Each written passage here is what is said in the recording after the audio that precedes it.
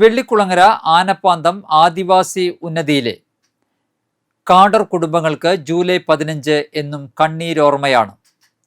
2005 July 15 പുലർച്ചെ കൊടും കാടിന് നടുവിലെ കോളനിയെ ഉരുൾപൊട്ടൽ ദുരന്തം വേട്ടയാടിയത് ഇന്നും നോവായി മനസ്സിൽ സൂക്ഷിക്കുകയാണ് ഇവർ.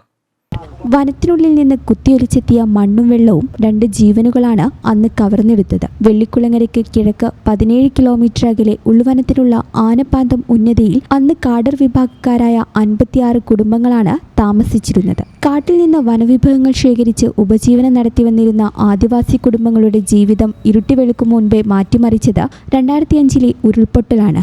മഴ കോരിച്ചൊരിഞ്ഞ ആ രാത്രിയിൽ പതിവ് പോലെ ഉറങ്ങാൻ കിടന്ന ആദിവാസികൾ അർദ്ധരാത്രിയോടടുത്ത് വലിയൊരു ഇരമ്പം കേട്ടാണ് ഞെട്ടിയുണർന്നത്. കൂരിരുട്ടിൽ പുറത്തിറങ്ങിയവർക്ക് എന്താണ് സംഭവിച്ചതെന്ന് ആദ്യം മനസ്സിലായില്ല. ഉരുൾപൊട്ടലിൽ മലയിൽ നിന്ന് കുത്തിയൊലിച്ചെത്തിയ കല്ലും മണ്ണും 2 ജീവനുകൾ കവർന്നെടുത്തതായും ഏതാനും വീടുകൾ തകർത്തെറിഞ്ഞതായും വൈകാതെ അവർ മനസ്സിലാക്കി. ഉന്നതിയിലെ കുടിലിനുള്ളിൽ ഉറങ്ങിക്കിടന്ന 36 വയസ്സുള്ള ശാരദയ്ക്കും ഇവരുടെ 1.5 വയസ്സുള്ള കുഞ്ഞിനും ആ ദുരന്തത്തിൽ ജീവൻ നഷ്ടപ്പെട്ടു.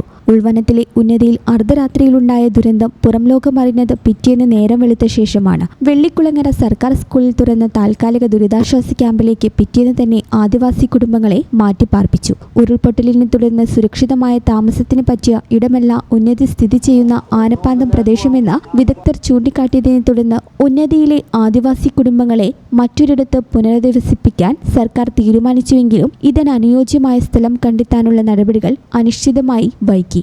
കോടശ്ശേരി പഞ്ചായത്തിൽപ്പെട്ട മാരാങ്കോട് കശുമാവ് തോട്ടത്തിനോട് ചേർന്നുള്ള വനഭൂമിയിൽ പുനരധിവസിപ്പിക്കാനായി അന്നത്തെ സർക്കാർ പദ്ധതി തയ്യാറാക്കിയെങ്കിലും എതിർപ്പിനെ തുടർന്ന് നടപ്പായില്ല.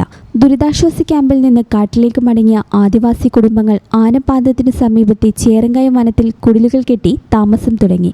സുരക്ഷിതമായ സ്ഥലം കണ്ടെത്തി ഇവരെ പുനരധിവസിപ്പിക്കാനുള്ള നടപടികൾ നീണ്ടുപോയപ്പോൾ ആദിവാസി സംരക്ഷണ സമിതി അഡ്വക്കേറ്റ് AX വർഗീസ് മുഖേന ഹൈക്കോടതിയെ സമീപിച്ചു.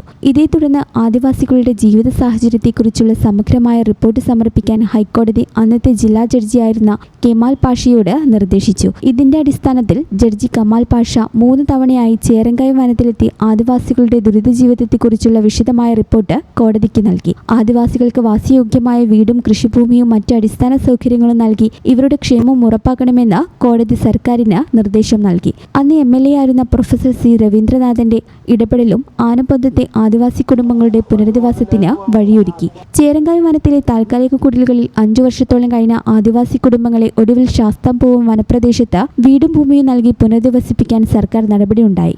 അങ്ങനെയാണ് ഉൾവനത്തിലുണ്ടായിരുന്ന ആനപ്പാന്തം ഉന്നതി വെള്ളിക്കുളങ്ങരയ്ക്ക് 7 കിലോമീറ്റർ മാത്രം അകലെയുള്ള ശാസ്താംപൂവത്തേക്ക് പറിച്ചു നട്ടപ്പെട്ടത്.